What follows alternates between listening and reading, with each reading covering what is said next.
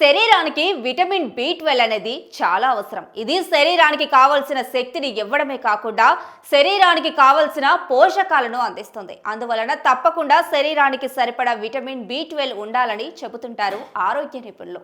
ఒకవేళ శరీరంలో vitamin B12 లోపించినట్లయితే రక్తహీనత, అలసట, బలహీనత, నరాల సంబంధిత సమస్యలు వంటివి వస్తుంటాయి. కాగా అసలు విటమిన్ బి12 కోసం ఎలాంటి ఆహారాలు తీసుకోవాలో ఇప్పుడు చూద్దాం. మాంసం, చేపలు ప్రతిరోజు లేదా వారంలో 2 రోజులైనా సరే చేపలు, గుడ్లు వంటి మాంసాహారాలు తీసుకోవాలి.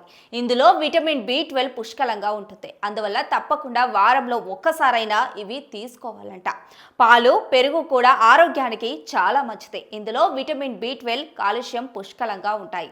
అందువలన ప్రతిరోజు వీటిని తీసుకోవడం వల్ల శరీరంలో ఎర్ర రక్త కణాల సంఖ్య పెరగడమే కాకుండా ఇది నాడీ వ్యవస్థ పనితీరును ప్రోత్సహిస్తుంది. పాలకూర రక్తహీనతను తగ్గించడంలో కీలక పాత్ర పోషిస్తుంది.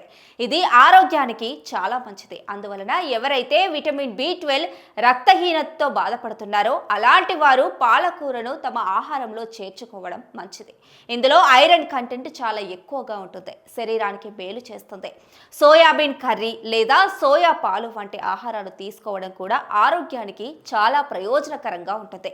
వీటిని మీరు ప్రతిరోజు తీసుకోవడం వల్ల అనేక ఆరోగ్య ప్రయోజనాలు కలుగుతాయి.